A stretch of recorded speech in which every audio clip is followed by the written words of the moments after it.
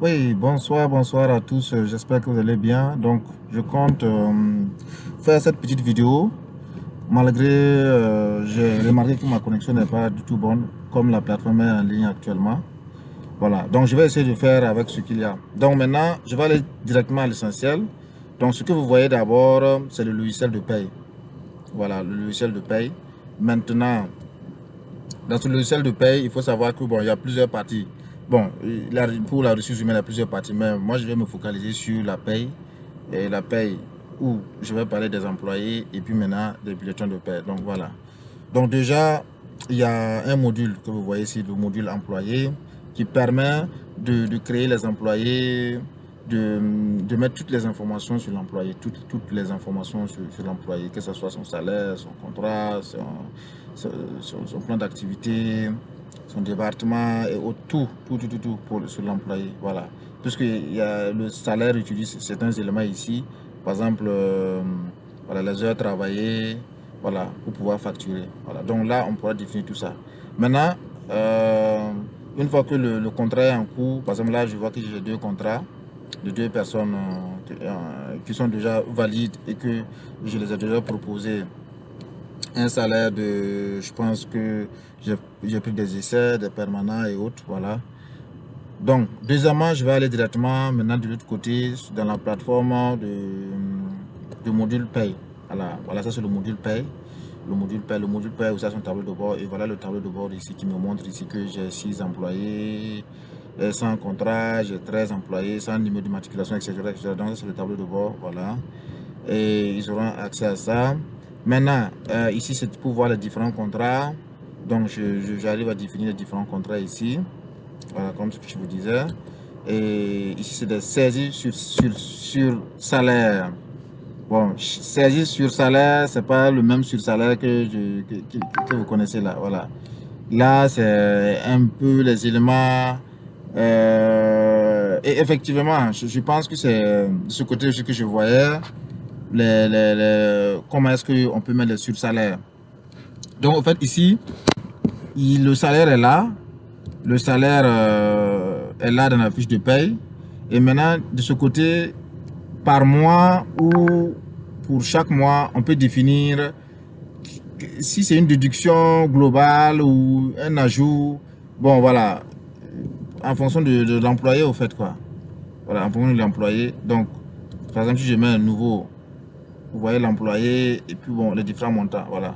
Donc, ça, je vais revenir un peu là-dessus. Maintenant, la suite, c'est là les prestations, le congé. Bon, ça c'est pas important. Donc je viens maintenant à la partie où vraiment c'est très important. C'est là. Voilà, c'est là. Mais avant ça, je vais aller d'abord à configuration. C'est là où tout se passe. Alors, donc ici, il y a les paramètres que je ne vais pas rentrer là-bas parce que c'est des plus généraux. Il y a le type de prestations que je ne vais pas rentrer là-bas. Maintenant, c'est ici concrètement que je vais regarder. Voilà, ici il y a les types de structures. Voilà, les types de structures, bon, moi je comprends par là, je vais donner par exemple des exemples. Il y a des types de structures. Par exemple, quand on va prendre des structures, par exemple, si je prends, si les cadres sont une structure, après les cadres, on peut dire, bon, si c'est une grande entreprise, le conseil d'administration, après le conseil d'administration, peut-être les actionnaires, voilà, ça c'est des types de structures. Maintenant, ici, les structures, maintenant, voilà, on peut mettre, voilà, les DG, les employés, les temporaires, bon, en tout cas, on définit ce qu'on veut. Donc là, ici, j'ai défini voilà, deux structures, voilà, employé et puis un travailleur. Là, quand tu définis un employé, tu peux définir ses règles. Voilà, donc je suis maintenant à cette partie, ses règles. Et ces règles, c'est quoi? Voilà les règles ici. Voilà, les salaires de base. Voilà, et le salaire taxable. Ici, voilà, je peux définir les déductions, les remboursements, net sur salaire, etc. Je peux définir tout ça. Et voilà. Et chaque élément que je vais définir, il y a une formule derrière que je vais mettre. Par exemple, si je prends base de salaire est calculée sur, voilà le résultat, la base de salaire, ça veut dire que ça part ce module-là, le module employé, là où on a défini le contrat, voilà, pour récupérer la base du salaire. Voilà. Donc, si je prends les taxes salariés, voilà, là, je peux modifier vous voyez, je peux modifier, ça peut être, chez nous, ça peut être quoi, l'UTS, voilà, et j'essaie de configurer pour voir si c'est 100%, si c'est actif, si c'est pas actif, bon, etc., etc., voilà. Donc, je présente tout ça pour que peut-être l'autre nous permettre de dire, bon, de ce côté, on peut mettre le salaire, de ce côté, on peut mettre le salaire, etc., etc. Donc, là, c'est ce qui est là. Donc, je peux définir tout ce que je veux, et puis je mets la formule derrière. Ensuite, une fois cela terminé, les règles que voici, cela terminé, voilà, les paramètres, la règle. Là, c'est davantage plus en profondeur.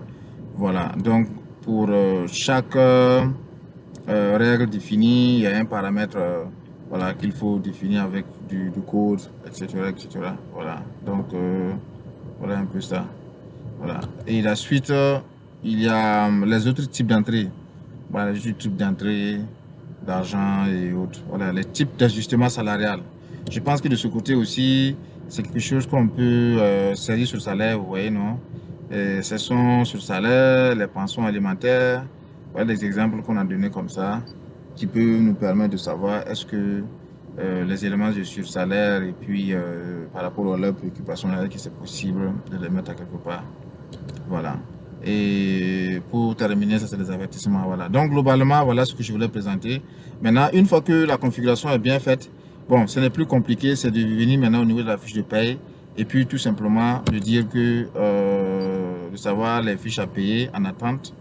Voilà. Et puis maintenant de générer maintenant les salaires. Voilà, de générer maintenant les salaires. Donc je pense que globalement, c'est ce que je voulais présenter. Voilà, une fois que vous avez aussi une notion sur ça, je pense que vous allez peut-être me poser des questions afin que je puisse éclaircir un certain nombre d'éléments. Et cela va permettre de déjà voir où est-ce qu'il faut loger les différents éléments. Donc, merci bien. La vidéo ne sera pas longue. Voilà, s'il y a des choses, je peux encore faire une petite vidéo. Merci.